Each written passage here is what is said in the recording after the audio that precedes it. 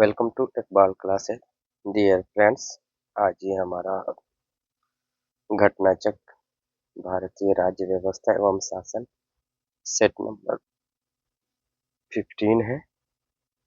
तो इसमें हम सबसे पहले उच्च न्यायालय एवं अधीनस्थ न्यायालय से संबंधित प्रश्नों को देखेंगे।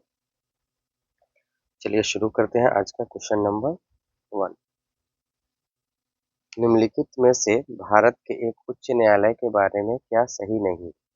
ए, द्वितीय अपील उच्च न्यायालय के अपीलीय क्षेत्राधिकार में है।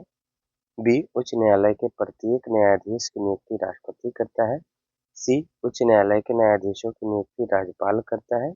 डी, उच्च न्यायालय लोकहितवाद से संबंधित आवेदन स्वीकार कर सकता है। तो फ्रेंड्स यहाँ पे 1 का राइट आंसर हो जाएगा ऑप्शन सी, उच्च न्यायालय के न्यायाधीशों की नियुक्ति राज्यपाल करता है। चलिए नेक्स्ट क्वेश्चन देखते हैं, क्वेश्चन नंबर 2। कार्यकारी न्यायाधीशों की नियुक्ति की जाती है। ए, उच्चतम न्यायालय, बी, जिला न्यायालय, सी, उच्च न्यायालय, डी, ए तथा बी दोनों में। 2 का राइट आंसर हो जाएगा ऑप्शन सी, उच्च न्यायालय में।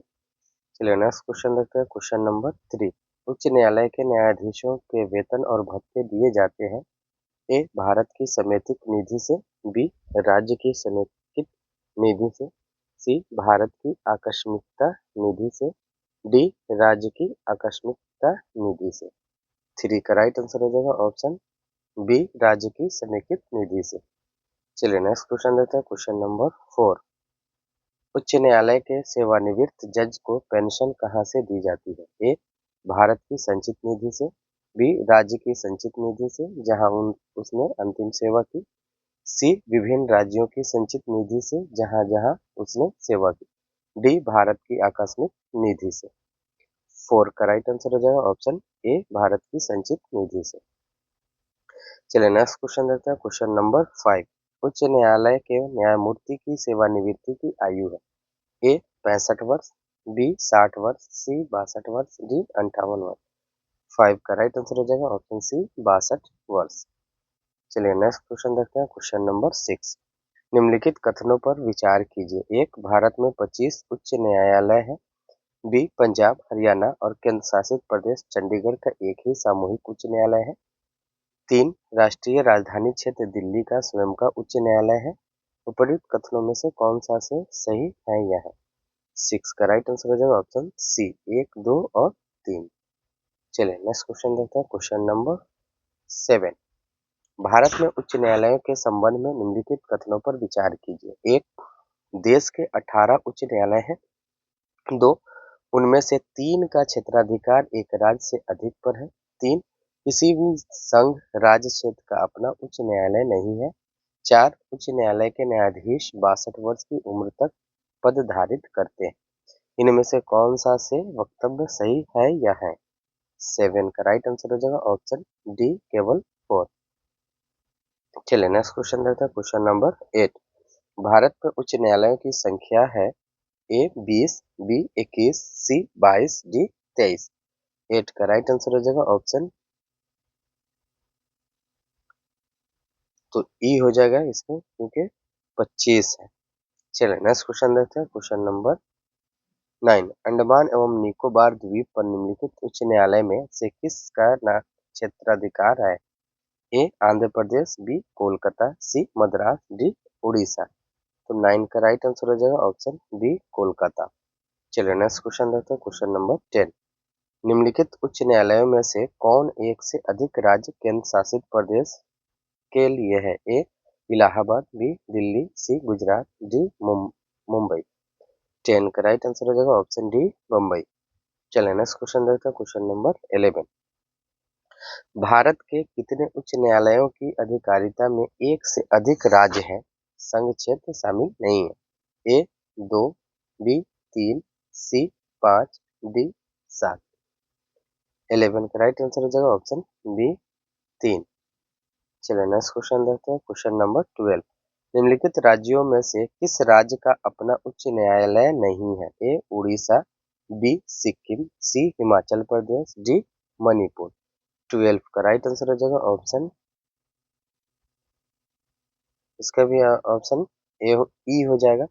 चलिए नेक्स्ट क्वेश्चन देखते हैं, क्वेश्चन नंबर 13। निम्नलिखित में से किन राज्यों में मार्च 2013 में उच्च न्यायालय स्थापित किए गए हैं? ए 1 अरुणाचल प्रदेश, 2 मेघालय, 3 मिजोरम, 4 त्रिपुरा। नीचे दिए गए कोड से सही उत्तर चुनिए। 13 का राइट आंसर हो जाएगा ऑप्शन बी, केवल 2 और 4 में। चलिए नेक्स्ट क्वेश्चन देखते हैं, क्वेश्चन नंबर 14। निम्न उच्च न्यायालयों में से किस उच्च न्यायालय की सबसे अधिक बेंच है? ए कोलकाता उच्च न्यायालय, बी मध्य प्रदेश उच्च न्यायालय, सी मुंबई उच्च न्यायालय, डी गुवाहाटी उच्च न्यायालय। 14 का राइट आंसर हो जाएगा ऑप्शन सी और डी। चलिए नेक्स्ट क्वेश्चन देखते हैं, क्वेश्चन नंबर 15। निम्न में से कौन सा राज्य के उच्च न्यायालय का मुख्य क्षेत्राधिकार नहीं है? ए परामर्श संबंधी क्षेत्राधिकार, बी प्रारंभिक क्षेत्राधिकार, सी निरीक्षण का क्षेत्राधिकार, डी अपीलीय क्षेत्राधिकार। 15 का राइट आंसर हो जाएगा ऑप्शन ए परामर्श संबंधी क्षेत्राधिकार। चलिए नेक्स्ट क्वेश्चन देखते हैं, क्वेश्चन नंबर 16। जब किसी उच्च न्यायालय का मुख्य न्यायाधीश प्रशासनिक हैसियत से काम करता है तो वह अधीन होता है? ए उच्च न्यायालय के अन्य न्यायाधीशों में से किसी की भी रिट अधिकारिता के, बी भारत के मुख्य न्यायाधीश द्वारा प्रयुक्त विशेष नियंत्रण के, सी राज्य के राज्यपाल की वैयक्तिक शक्तियों के, डी इस विषय में मुख्यमंत्री को प्रदत्त विशेष शक्तियों के। तो 16 का राइट आंसर हो जाएगा ऑप्शन सी राज्य के राज्यपाल की वैयक्तिक शक्तियों के। चलो नेक्स्ट क्वेश्चन देखते हैं, क्वेश्चन नंबर 17। तो 17 यहाँ पे क्वेश्चन जो है आधा छूट चुका है, ऑप्शन सी और डी। इसे चलिए देखते हैं, क्वेश्चन नंबर 18। तो निम्न में से कौन सी एक याचिका अधीनस्थ न्यायालयों की कार्य पद्धति का परीक्षण करती है? ए अधिकार परीक्षा, बी परमादेश, सी उत्प्रेषण, डी बंदी प्रत्यक्षीकरण। 18 का राइट आंसर हो जाएगा ऑप्शन सी उत्प्रेषण। चलिए नेक्स्ट क्वेश्चन देखते हैं, क्वेश्चन नंबर 19। निम्न में से कौन एक रिट न्यायालय में कार्यवाही लंबित होने की दशा में लागू की जाती है? ए परमादेश, बी उत्प्रेषण, सी प्रतिषेध, डी अधिकार परीक्षा। 19 का राइट आंसर हो जाएगा ऑप्शन सी प्रतिषेध प्रोहिबिशन। चलिए नेक्स्ट क्वेश्चन देखते हैं, क्वेश्चन नंबर 20। नीचे दो वक्तव्य दिए गए हैं, एक को कथन तथा दूसरे को कारण कहा गया है। कथन न्यायालय के आदेशों की जानबूझकर अवज्ञा करना या उनका पालन न करना तथा न्यायिक व्यवहार के बारे में अनादर सूचक भाषा का प्रयोग करना न्यायालय की अवमानना की कोटि में आता है। कारण न्यायिक सक्रियता वाद न्यायपालिका को अवमाननापूर्ण व्यवहार को दंडित करने के दंडात्मक अधिकार दिए बिना कार्यान्वित नहीं किया जा सकता। ऊपर के दोनों वक्तव्यों के संदर्भ में निम्नलिखित में से कौन सा एक सही है? 20 का राइट आंसर हो जाएगा ऑप्शन बी। ए तथा आर दोनों सही है तथा आर एक ही सही व्याख्या नहीं है। चलिए नेक्स्ट क्वेश्चन देते हैं, क्वेश्चन नंबर 21। उच्च न्यायालय की परमादेश जारी करने की शक्ति के अंतर्गत आते हैं? ए संवैधानिक अधिकार, बी संवैधानिक सांविधिक अधिकार, सी मौलिक अधिकार, डी उपरोक्त सभी अधिकार। 21 का राइट आंसर हो जाएगा ऑप्शन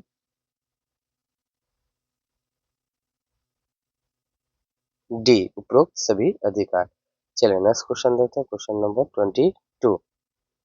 निम्न कथनों पर विचार कीजिए और दिए गए कूटों से सही उत्तर का चयन कीजिए। कथन भारतीय नागरिकों के अधिकारों को संरक्षित करने में उच्च न्यायालय सर्वोच्च न्यायालय की अपेक्षा बढ़िया स्थिति में है।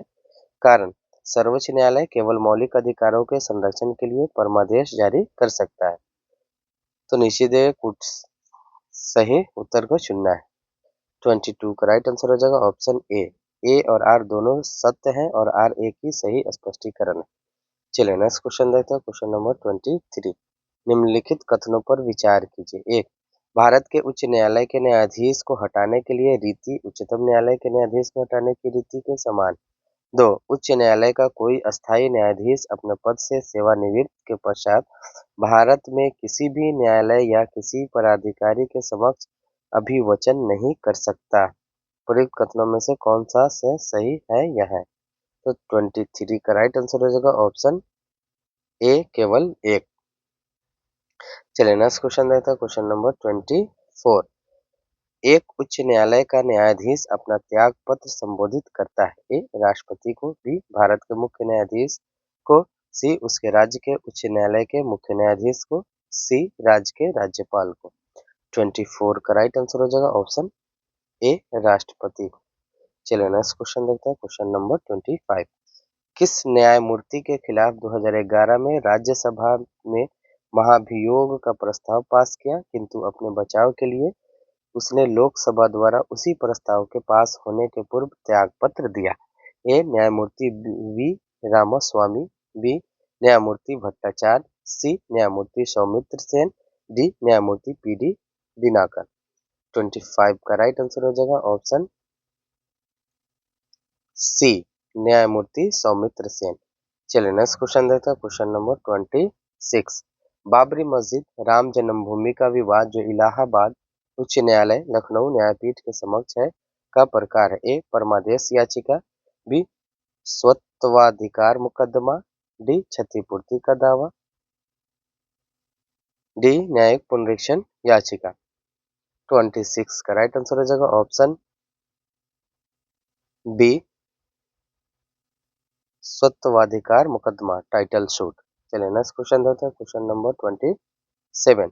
किस उच्च न्यायालय ने यह फैसला दिया है कि एक ही बार में 3 बार तलाक कहने से तलाक होना गैर कानूनी है? ए कोलकाता उच्च न्यायालय, बी इलाहाबाद उच्च न्यायालय, सी मुंबई उच्च न्यायालय, डी पंजाब उच्च न्यायालय। 27 राइट आंसर हो जाएगा ऑप्शन बी। चलिए नेक्स्ट क्वेश्चन देखते हैं, क्वेश्चन नंबर 28। 2008 में छत्तीसगढ़ उच्च न्यायालय के मुख्य न्यायाधीश कौन बने? A Rajiv Gupta, B S R Nayak, C Anang Kumar Patnaik, D K H N Kurang, E W A Shikshak. 28 का राइट आंसर हो जाएगा ऑप्शन ए राजीव गुप्ता। चलिए नेक्स्ट क्वेश्चन देखते हैं, क्वेश्चन नंबर 29। विधि आयोग के किस अध्यक्ष ने अपनी रिपोर्ट में समर्थन किया है कि प्रत्येक उच्च न्यायालय के 1/3 न्यायाधीश दूसरे राज्य से होने चाहिए? ए न्यायाधीश पी एन भगवती, बी न्यायाधीश हिदायतुल्ला, सी न्यायाधीश एच आर खन्ना, डी न्यायाधीश चंद्रचूड़। 29 का राइट आंसर हो जाएगा ऑप्शन सी न्यायाधीश एच आर खन्ना। चलिए नेक्स्ट क्वेश्चन देखते हैं, क्वेश्चन नंबर 30। जिला न्यायाधीश शब्द संविधान के किस अनुच्छेद में आया है? ए अनुच्छेद 230, बी अनुच्छेद 231, सी अनुच्छेद 232, डी अनुच्छेद 233, ई उपरोक्त में से कोई नहीं। 30 का राइट आंसर हो जाएगा ऑप्शन डी अनुच्छेद 233। चलिए नेक्स्ट क्वेश्चन देखते हैं, क्वेश्चन नंबर 31। भारत के संविधान के अनुसार जिला न्यायाधीश अभिव्यक्ति के अंतर्गत सम्मिलित नहीं होगा? ए मुख्य प्रेसिडेंसी मजिस्ट्रेट, बी सेशन न्यायाधीश, सी अधिकरण न्यायाधीश, डी लघुवाद न्यायालय का मुख्य न्यायाधीश। 31 का राइट आंसर हो जाएगा ऑप्शन सी अधिकरण न्यायाधीश। चलिए नेक्स्ट क्वेश्चन देखते हैं, क्वेश्चन नंबर 32। भारत के संदर्भ में निम्नलिखित कथनों पर विचार कीजिए। एक न्यायिक हिरासत का अर्थ है कि अभियुक्त संबंधित मजिस्ट्रेट की हिरासत में है और ऐसे अभियुक्त को पुलिस स्टेशन के हवालात में रखा जाता है, न कि जेल में। 2 न्यायिक हिरासत के दौरान मामले के प्रभारी पुलिस अधिकारी न्यायालय की अनुमति के बिना संदिग्ध व्यक्ति से पूछताछ नहीं कर सकता। उपरोक्त कथनों में से कौन से सही है या है? 32 का राइट आंसर हो जाएगा ऑप्शन बी केवल 2। चलिए नेक्स्ट क्वेश्चन देखते हैं, क्वेश्चन नंबर 33। लोक अदालतों के संदर्भ में निम्नलिखित कथनों में से कौन सा एक सही है? ए लोक अदालतों की अधिकारिता मुकदमा दायर करने से पहले के मामलों का निपटारा करने की है और उन मामलों का नहीं जो किसी न्यायालय में लंबित हो। बी लोक अदालतें ऐसे मामले का निपटारा कर सकती हैं जो सिविल न कि आपराधिक प्रकृति के हैं। सी प्रत्येक लोक अदालत में केवल सेवारत अथवा सेवानिवृत्त न्यायिक अधिकारी ही नियुक्त हो सकते हैं, कोई अन्य व्यक्ति नहीं। डी उपर्युक्त में से कोई सा भी कथन सही नहीं है। 33 का राइट आंसर हो जाएगा ऑप्शन डी उपर्युक्त में से कोई सा भी कथन सही नहीं है। चलिए नेक्स्ट क्वेश्चन देखते हैं, क्वेश्चन नंबर 34। ग्राम न्यायालय अधिनियम के संदर्भ में निम्नलिखित कथनों में से कौन सा से सही है यह?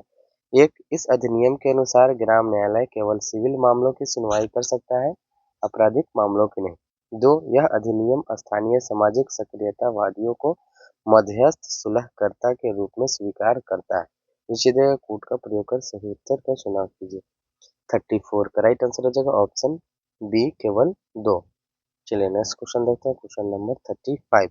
भारत में चलित न्यायालय मोबाइल कोर्ट इनका मानस पुत्र है। ए न्यायमूर्ति Bhagwati, B Shri Rajiv Gandhi, C doctor APJ Abdul Kalam, D Shrimati Pratibha Patil. 35 का राइट आंसर हो जाएगा option C doctor APJ Abdul Kalam. तो फ्रेंड्स यहाँ पे हमारा ये टॉपिक समाप्त हो चुका है। अगला टॉपिक है केंद्र राज्य संबंध। चलिए देखते हैं केंद्र राज्य संबंध से संबंधित प्रश्न संख्या 1। भारत के केंद्र राज्य संबंध प्रभावित होते हैं 1 संविधान के प्रावधान से, 2 नियोजन प्रक्रिया से, 3 राजनीतिक हितों के अंतर्विरोध से, 4 हुक्म चलाने की इच्छा प्रबलता से। नीचे दिए कोट में सही उत्तर का चयन कीजिए। 1 का राइट आंसर हो जाएगा ऑप्शन डी 1, 2, 3 और 4। चलिए नेक्स्ट क्वेश्चन देखते हैं। Question number 2। भारत में केंद्र राज्य संबंध निर्भर करते हैं 1 संवैधानिक प्रावधानों पर, 2 परंपराओं तथा व्यवहारों पर, 3 न्यायिक व्याख्याओं पर, 4 बातचीत के लिए यंत्र विन्यास पर। 2 का राइट आंसर हो जाएगा ऑप्शन डी सभी चारों पर। चलिए नेक्स्ट क्वेश्चन देखते हैं। Question number 3।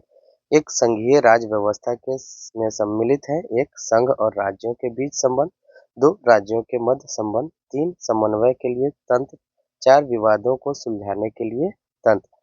अपना सही उत्तर दिए गए कोड से चुनिए। 3 का राइट आंसर हो जाएगा ऑप्शन ए 1, 2, 3 और 4। चलिए नेक्स्ट क्वेश्चन देखते हैं। Question number 4। केंद्र राज्य संबंधों को विशेष रूप से किस प्रसंग में म्युनिसिपल संबंध कहा गया है? ए विधायन के क्षेत्र में राज्य पर केंद्र के नियंत्रण के प्रसंग में, बी वित्तीय मामलों में राज्य पर केंद्र के नियंत्रण के प्रसंग में, सी प्रशासनिक क्षेत्र में राज्य पर केंद्र के नियंत्रण के प्रसंग, डी योजना प्रक्रम में राज्य पर केंद्र के नियंत्रण के प्रसंग में। 4 का राइट आंसर हो जाएगा ऑप्शन डी योजना प्रक्रम में राज्य पर केंद्र के नियंत्रण के प्रसंग में। चलिए नेक्स्ट क्वेश्चन देखते हैं। Question number 5। भारतीय राजकोषीय संघवादी व्यवस्था में संसाधनों का केंद्र द्वारा राज्यों को आवंटन किया जाता है। वर्तमान में निम्न में से कौन सा संसाधनों के आवंटन का एक माध्यम नहीं है? ए सहायक अनुदान, बी केंद्र प्रायोजित योजनाएं, सी गाडगिल सूत्र के अंतर्गत योजना कार्यान्वयन के लिए स्थानांतरण, डी कर सहभाजन। 5 का राइट आंसर हो जाएगा ऑप्शन सी गाडगिल सूत्र के अंतर्गत योजना कार्यान्वयन के लिए स्थानांतरण। चलिए नेक्स्ट क्वेश्चन देखते हैं। Question number 6। भारतीय संविधान के किस भाग में केंद्र राज्य विधायी संबंध दिए गए हैं? ए भाग 10 में, बी भाग 11 में, सी भाग 12 में, डी भाग 13 में। तो 6 का राइट आंसर हो जाएगा ऑप्शन बी भाग 11 में। चलिए नेक्स्ट क्वेश्चन देखते हैं। Question number 7। केंद्र तथा राज्यों के मध्य शक्तियों के वितरण के लिए भारत का संविधान 3 सूचियों को प्रस्तुत करता है। निम्न में से कौन से 2 अनुच्छेद शक्तियों के वितरण को विनियमित करते हैं? ए अनुच्छेद 4 तथा 5, बी अनुच्छेद 56 तथा 57, सी अनुच्छेद 141 तथा 142, जी अनुच्छेद 245 तथा 246। 7 का राइट आंसर हो जाएगा ऑप्शन डी अनुच्छेद 245 तथा 246। चलिए नेक्स्ट क्वेश्चन देखते हैं। Question number 8। केंद्र राज्य संबंध किस अनुसूची में है? ए 7वीं, बी 8वीं, सी 6ठी, डी 9वीं। 8 का राइट आंसर हो जाएगा ऑप्शन ए 7वीं। चलिए नेक्स्ट क्वेश्चन देखते हैं। Question number 9। विधायी शक्तियों का केंद्र तथा राज्यों के मध्य वितरण संविधान की निम्न अनुसूची में से किस एक में है? ए 6ठी, बी 7वीं, सी 8वीं, डी 9वीं। 9 का राइट आंसर हो जाएगा ऑप्शन बी 7वीं। चलिए नेक्स्ट क्वेश्चन देखते हैं। Question number 10। वे विषय जिन पर केंद्र व राज्य सरकारें दोनों कानून बना सकती है उल्लिखित है। ए संघ सूची में, बी राज्य सूची में, सी समवर्ती सूची में, डी अवशिष्ट सूची में। 10 का राइट आंसर हो जाएगा ऑप्शन सी समवर्ती सूची में। चलिए नेक्स्ट क्वेश्चन देखते हैं। Question number 11। भारत में निम्नलिखित में से किसी शिशुओं और अवयस्कों के साथ साथ आर्थिक और सामाजिक योजनाओं के लिए विधि निर्माण की शक्तियां प्रदत्त है? ए केवल केंद्रीय सरकार को, बी केवल राज्य सरकार को, सी केंद्र एवं राज्य दोनों सरकारों को, डी केवल स्थानीय सरकारों को। 11 का राइट आंसर हो जाएगा ऑप्शन सी केंद्र एवं राज्य दोनों सरकारों को। चलिए नेक्स्ट क्वेश्चन देखते हैं। Question number 12। भारतीय संविधान में अवशिष्ट शक्तियां किसमें सन्निहित है? ए राष्ट्रपति, बी राज्य, सी केंद्रीय मंत्रिमंडल, डी संसद। 12 का राइट आंसर हो जाएगा ऑप्शन डी संसद। चलिए नेक्स्ट क्वेश्चन देखते हैं। Question number 13। भारतीय संविधान ने अवशिष्ट अधिकारों को ए संघीय सरकार को दिया है, बी राज्य सरकारों को दिया है, सी संघीय तथा राज्य सरकारों को दिया है, डी न संघीय न ही राज्य सरकारों को दिया है। 13 का राइट आंसर हो जाएगा ऑप्शन ए संघीय सरकार को दिया है। चलिए नेक्स्ट क्वेश्चन देखते हैं, क्वेश्चन नंबर 14। भारतीय संविधान का अनुच्छेद 249 संबंधित है ए राष्ट्रपति की आपातकालीन शक्तियों से, बी लोकसभा के विघटन से, सी संसद की प्रशासनिक शक्तियों से, डी राज्य सूची के विषय के संबंध में संसद की विधायी शक्तियों से। तो 14 का राइट आंसर हो जाएगा ऑप्शन डी राज्य सूची के विषयों के संबंध में संसद की विधायी शक्तियों से। चलिए नेक्स्ट क्वेश्चन देखते हैं, क्वेश्चन नंबर 15। अनुच्छेद 249 के खंड 1 के अंतर्गत पारित प्रस्ताव निम्नलिखित में से किससे अधिक समय के लिए प्रवृत्त नहीं रहेगा? ए 1 माह, बी 3 माह, सी 6 माह, डी 1 वर्ष। 15 का राइट आंसर हो जाएगा ऑप्शन डी 1 वर्ष। चलिए नेक्स्ट क्वेश्चन देखते हैं, क्वेश्चन नंबर 16। राज्यसभा द्वारा संविधान के अनुच्छेद 249 के अंतर्गत पारित संकल्प जिसके द्वारा संसद को राज्य सूची के विषय पर राष्ट्रीय हित में विधि निर्मित करने का अधिकार दिया गया हो प्रवृत्त रहेगा? ए 6 मास से अधिक नहीं, दो बी 2 वर्ष से अधिक नहीं, सी 1 वर्ष से अधिक नहीं, डी असीमित काल तक। 16 का राइट आंसर हो जाएगा ऑप्शन सी 1 वर्ष से अधिक नहीं। चलिए नेक्स्ट क्वेश्चन देखते हैं, क्वेश्चन नंबर 17। निम्नलिखित में से किस अनुच्छेद के अनुसार भारतीय संविधान अंतर्राज्यीय परिषद के संबंध में प्रावधान करता है? ए अनुच्छेद 262 के अनुसार, बी अनुच्छेद 263 के अनुसार, सी अनुच्छेद 264 के अनुसार, डी अनुच्छेद 265 के अनुसार। तो 17 का राइट आंसर हो जाएगा ऑप्शन बी अनुच्छेद 263 के अनुसार। चलिए नेक्स्ट क्वेश्चन देखते हैं, क्वेश्चन नंबर 18। एक अंतर्राज्यीय परिषद की स्थापना की जा सकती है? ए संसद द्वारा, बी राष्ट्रपति द्वारा, सी राष्ट्रीय विकास परिषद द्वारा, डी क्षेत्रीय परिषद द्वारा। 18 का राइट आंसर हो जाएगा ऑप्शन बी राष्ट्रपति द्वारा। चलिए नेक्स्ट क्वेश्चन देखते हैं, क्वेश्चन नंबर 19। अंतर्राज्यीय परिषदों का निर्माण स्रोत है? ए संवैधानिक, बी संसदीय कानून, सी योजना आयोग की अनुशंसा, डी मुख्यमंत्री सम्मेलन द्वारा स्वीकृत संकल्प। 19 का राइट आंसर हो जाएगा ऑप्शन ए संवैधानिक। चलिए नेक्स्ट क्वेश्चन देखते हैं, क्वेश्चन नंबर 20। निम्नलिखित में से कौन अंतर्राज्यीय परिषद गठन करने के लिए अधिकृत है? ए संसद, बी राष्ट्रपति, सी लोकसभा के अध्यक्ष, डी प्रधानमंत्री। 20 का राइट आंसर हो जाएगा ऑप्शन बी राष्ट्रपति। चलिए नेक्स्ट क्वेश्चन देखते हैं, क्वेश्चन नंबर 21। भारत में राज्यों के बीच सहयोग और समन्वय प्राप्त करने के लिए निम्नलिखित संस्थाओं में कौन सी संविधानेतर और विधितर संस्था या संस्थाएं हैं? एक राष्ट्रीय विकास परिषद, दो राज्यपाल सम्मेलन, तीन आंचलिक परिषदें, चार अंतर्राज्यीय परिषद। नीचे दिए गए कोट से सही उत्तर का चयन कीजिए। 21 का राइट आंसर हो जाएगा ऑप्शन ए 1 और 2। चलिए नेक्स्ट क्वेश्चन देखते हैं, क्वेश्चन नंबर 22। क्षेत्रीय परिषदों का सृजन हुआ है? ए संविधान द्वारा, बी संसदीय कानून द्वारा, सी सरकारी संकल्प द्वारा, डी राष्ट्रीय विकास परिषद द्वारा। 22 का राइट आंसर हो जाएगा ऑप्शन बी संसदीय कानून द्वारा। चलिए नेक्स्ट क्वेश्चन देखते हैं, क्वेश्चन नंबर 23। निम्नलिखित में से कौन सा एक क्षेत्रीय परिषदों का लक्षण नहीं है? ए यह एक संवैधानिक संस्था है, बी 5 क्षेत्रीय परिषदों की स्थापना राज्यों के पुनर्गठन अधिनियम 1956 के अंतर्गत की गई है, सी यद्यपि चंडीगढ़ राज्य नहीं है फिर भी एक क्षेत्रीय परिषद में शामिल किया गया है, डी यह एक परामर्शदात्री संस्था है। 23 का राइट आंसर हो जाएगा ऑप्शन ए यह एक संवैधानिक संस्था है। चलिए नेक्स्ट क्वेश्चन देखते हैं, क्वेश्चन नंबर 24। भारत में क्षेत्रीय परिषदों के संदर्भ में निम्न में से कौन सा कथन सही है? यह एक परिषदें भारतीय संघ व्यवस्था के उपसंघीय सूत्र के रूप में कार्य करती है, दो परिषदें भारतीय संघ व्यवस्था में राज्यों के मध्य सहयोग एवं एकीकरण का मार्ग प्रशस्त करती है। सही उत्तर का चयन नीचे दिए गए कोड से कीजिए। 24 का राइट आंसर हो जाएगा ऑप्शन सी दोनों 1 और 2। चलिए नेक्स्ट क्वेश्चन देखते हैं, क्वेश्चन नंबर 25। झारखंड क्षेत्र स्वायत्त परिषद का गठन कब हुआ? ए 8 अगस्त 1993, बी 8 अगस्त 1994, सी 8 अगस्त 1995, डी 8 अगस्त 1996। 25 का राइट आंसर हो जाएगा ऑप्शन सी 8 अगस्त 1995। चलिए नेक्स्ट क्वेश्चन देखते हैं, क्वेश्चन नंबर 26। निम्न में से कौन सा एक सही सुमेलित नहीं है? ए अंतर्राज्यीय पानी के झगड़ों में केंद्रीय संसद के अधिनिर्णय की शक्ति, भारतीय संविधान का अनुच्छेद 262। बी अंतर्राज्यीय जल विवाद अधिनियम 1956। सी नदी बोर्ड्स एक्ट 1970। डी राष्ट्रीय जल नीति 1987। 26 का राइट आंसर हो जाएगा ऑप्शन सी नदी बोर्ड्स एक्ट 1970। चलिए नेक्स्ट क्वेश्चन देखते हैं, क्वेश्चन नंबर 27। सरकार या आयोग निम्नलिखित संबंधों में से किसकी समीक्षा हेतु स्थापित किया गया है? ए प्रधानमंत्री तथा राष्ट्रपति के मध्य, बी विधायिका तथा कार्यपालिका के मध्य, सी केंद्र तथा राज्यों के मध्य, डी कार्यपालिका तथा न्यायपालिका के मध्य। 27 का राइट आंसर हो जाएगा ऑप्शन सी केंद्र तथा राज्यों के मध्य। चलिए नेक्स्ट क्वेश्चन देखते हैं, क्वेश्चन नंबर 28। निम्नलिखित में से कौन सरकारी आयोग का सदस्य था? A V Shankar, B K Hanumanthaiya, C doctor S R Sen, D O V अलगेसन।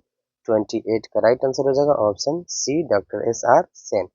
चलिए नेक्स्ट क्वेश्चन देखते हैं, क्वेश्चन नंबर 29।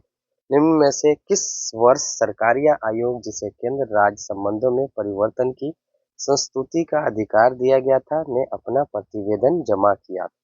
ए 1983, बी 1984, सी 1985, डी 1987। ई उपर्युक्त में से कोई नहीं, उपर्युक्त में से एक से अधिक।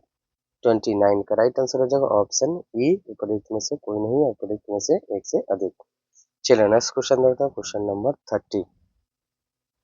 सरकार या आयोग की सिफारिशों का संबंध है? ए राजस्व वितरण से, बी राष्ट्रपति की शक्तियों एवं कार्यों से, सी संसद की सदस्यता से, डी केंद्र और राज्यों के पारस्परिक संबंधों से।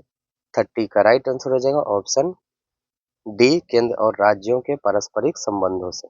चलिए नेक्स्ट क्वेश्चन देखते हैं, क्वेश्चन नंबर 31। नीचे दो कथन दिए गए हैं, एक को अभिकथन और दूसरे को कारण का नाम दिया गया। अभिकथन, सरकारिया कमीशन की सिफारिश के अनुसार अनुच्छेद 356 का प्रयोग कम से कम होना चाहिए। कारण, जिन राजनीतिक दलों ने केंद्र में सरकार बनाई उन्हें अनुच्छेद 356 का दुरुपयोग किया। तो 31 का राइट आंसर हो जाएगा ऑप्शन सी। ए और आर दोनों सत्य है और आर ए की सही व्याख्या है। चलिए नेक्स्ट क्वेश्चन देखते हैं, क्वेश्चन नंबर 32। किस आयोग ने अस्थायी अंतरराज्यीय परिषद, जो अंतर सरकारी परिषद के नाम से जानी जाती है, की स्थापना का समर्थन किया? ए पुंछी आयोग, बी सरकारिया आयोग, सी राधाकृष्णन आयोग, डी मोइनी आयोग। 32 का राइट आंसर हो जाएगा ऑप्शन बी सरकारिया आयोग। चलिए नेक्स्ट क्वेश्चन देखते हैं, क्वेश्चन नंबर 33। निम्नलिखित में से कौन से आयोग समिति की सिफारिश पर भारत में अंतरराज्य परिषद की स्थापना की गई? ए पुंछी आयोग, बी राज मन्नार समिति, सी कोठारी समिति, डी सरकारिया आयोग। 33 का राइट आंसर हो जाएगा ऑप्शन डी सरकारिया आयोग। चलिए नेक्स्ट क्वेश्चन देखते हैं, क्वेश्चन नंबर 34। निम्नलिखित में से कौन भारत में संघ राज्य संबंध से संबंधित नहीं है? ए सरकारिया आयोग, बी राज मन्नार समिति, सी इंद्रजीत गुप्ता समिति, डी पुंछी आयोग। 34 का राइट आंसर हो जाएगा ऑप्शन सी इंद्रजीत गुप्ता समिति।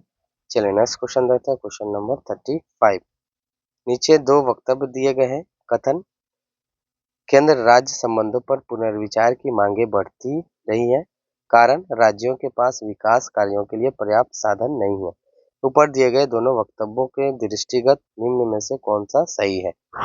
35 का राइट आंसर हो जाएगा ऑप्शन ए और आर दोनों अपनी जगह सही है तथा ए की सही व्याख्या करता है।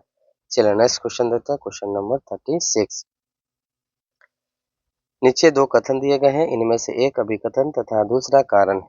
अभिकथन, राज्य की कार्यपालिका शक्ति का प्रयोग संसद के कानूनों तथा राज्यों में लागू कानूनों का अनुपालन सुनिश्चित करने हेतु होता है। कारण, अपनी कार्यपालिका शक्तियों का प्रयोग करके भारत सरकार राज्यों को आवश्यक निर्देश दे सकती है। नीचे दिए क्वेश्चन से उत्तर का चयन कीजिए। तो 36 का राइट आंसर हो जाएगा ऑप्शन ए। दोनों ए और आर सही है और आर ए की सही व्याख्या करता है। चलिए नेक्स्ट क्वेश्चन देखते हैं, क्वेश्चन नंबर 37। भारत के संविधान के निम्नलिखित अनुच्छेदों में से किसके अनुसार प्रत्येक राज्य की कार्यपालिका शक्ति का इस प्रकार प्रयोग किया जाएगा जिससे संघ की कार्यपालिका शक्ति के प्रयोग में कोई अड़चन न हो या उस पर कोई प्रतिकूल प्रभाव न पड़े? 37 का राइट आंसर हो जाएगा ऑप्शन ए है अनुच्छेद 257, ऑप्शन बी है अनुच्छेद 258, ऑप्शन सी अनुच्छेद 355, ऑप्शन डी अनुच्छेद 356। 37 का राइट आंसर हो जाएगा ऑप्शन ए अनुच्छेद 257। चलिए नेक्स्ट क्वेश्चन देखते हैं, क्वेश्चन नंबर 38। भारतीय संविधान का कौन सा भाग केंद्र और राज्यों के मध्य वित्तीय संबंधों का विवरण प्रस्तुत करता है? ए भाग 10, बी भाग 11, सी भाग 12, डी भाग 13। 38 का राइट आंसर हो जाएगा ऑप्शन सी भाग 12। चलिए नेक्स्ट क्वेश्चन देते हैं, क्वेश्चन नंबर 39। केंद्र सरकार तथा राज्यों के मध्य आर्थिक संबंधों की विवेचना की गई है। ए अनुच्छेद 168 से 171 के अंतर्गत, बी अनुच्छेद 268 से 281 के अंतर्गत, सी अनुच्छेद 278 से 291 के अंतर्गत, डी अनुच्छेद 289 से 295 के अंतर्गत। 39 का राइट आंसर हो जाएगा ऑप्शन बी अनुच्छेद 268 से 281 के अंतर्गत। चलिए नेक्स्ट क्वेश्चन देखते हैं, क्वेश्चन नंबर 40। भारत के संविधान में किस अनुच्छेद में करों को केंद्र द्वारा लगाया तथा एकत्रित किया जाता है लेकिन केंद्र और राज्यों के बीच वितरित किया जाता है? ए अनुच्छेद 268, बी अनुच्छेद 269, सी अनुच्छेद 270, डी अनुच्छेद 271। 40 का राइट आंसर हो जाएगा ऑप्शन सी अनुच्छेद 270। चलिए नेक्स्ट क्वेश्चन देखते हैं, क्वेश्चन नंबर 41। निम्न कथनों पर विचार कीजिए। भारत में वित्तीय सौदों पर स्टाम्प शुल्क, एक राज्य सरकार द्वारा लगाया व वसूल किया जाता है, दो का विनियोजन संघ सरकार द्वारा किया जाता है। इन कथनों में से कौन सा से सही है या है? तो 41 का राइट आंसर हो जाएगा ऑप्शन डी, दोनों में से कोई नहीं। चलिए नेक्स्ट क्वेश्चन देखते हैं, क्वेश्चन नंबर 42। निम्नलिखित कथनों पर विचार कीजिए। भारत में शेयर बाजार तथा फ्यूचर्स बाजार में हुए लेन-देन पर कर एक संघ द्वारा लगाए जाते हैं, दो राज्यों द्वारा एकत्रित किए जाते हैं। उपर्युक्त में से कौन सा से कथन सही है या है? तो 42 का राइट आंसर हो जाएगा ऑप्शन ए, केवल एक। चलिए नेक्स्ट क्वेश्चन देखते हैं, क्वेश्चन नंबर 43। भारत में कर निर्दिष्टीकरण के संवैधानिक प्रावधानों के तहत निम्न में से कौन सा कर है जो पूरी तरह से राज्यों द्वारा लगाया और वसूल किया जाता है? 43 का राइट आंसर हो जाएगा ऑप्शन बी, भू राजस्व। चलिए नेक्स्ट क्वेश्चन देखते हैं, क्वेश्चन नंबर 44। क्या संविधान के अंतर्गत भारतीय संघ के राज्य विदेशी ऋण सीधे लेने की शक्ति रखते हैं? एक हाँ, बी नहीं, सी हाँ पर केवल अंतर्राष्ट्रीय संगठनों से, डी हाँ पर केवल भारतीय रिजर्व बैंक की अनुमति से। 44 का राइट आंसर हो जाएगा ऑप्शन बी, नहीं। चलिए नेक्स्ट क्वेश्चन देखते हैं, क्वेश्चन नंबर 45। राज्य सरकारों को कृषि आय कर कौन समनुदेशित करता है? ए वित्त आयोग, बी राष्ट्रीय विकास परिषद, सी अंतर्राज्य परिषद, डी भारत का संविधान। 45 का राइट आंसर हो जाएगा ऑप्शन डी, भारत का संविधान। चलिए नेक्स्ट क्वेश्चन देखते हैं, क्वेश्चन नंबर 46। केंद्र एवं राज्य के बीच वित्तीय विवादों के निपटारे हेतु मुख्य एजेंसी है? ए सर्वोच्च न्यायालय, बी न्याय मंत्री, सी वित्त मंत्री, डी वित्त आयोग। 46 का राइट आंसर हो जाएगा ऑप्शन ए सर्वोच्च न्यायालय। चलिए नेक्स्ट क्वेश्चन देखते हैं, क्वेश्चन नंबर 47। निम्नलिखित करों में से किसके अंतर्गत व्यक्ति द्वारा देय पूर्ण धनराशि संविधान द्वारा सीमित कर दी गई है? ए निगम कर, बी मरणोपरांत संपदा शुल्क, सी उत्तराधिकार शुल्क, डी व्यापार व्यवसाय एवं वृत्ति कर। 47 का राइट आंसर हो जाएगा ऑप्शन डी, व्यापार व्यवसाय एवं वृत्ति कर। चलिए नेक्स्ट क्वेश्चन देखते हैं, क्वेश्चन नंबर 48।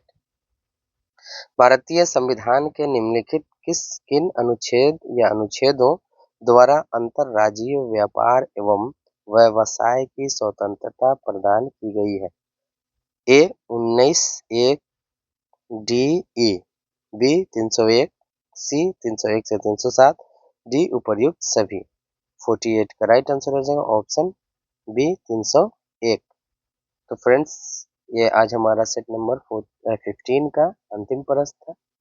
फिर हम उपस्थित होंगे अगले सेट के साथ। तब तक देखते रहिए इकबाल क्लासेज।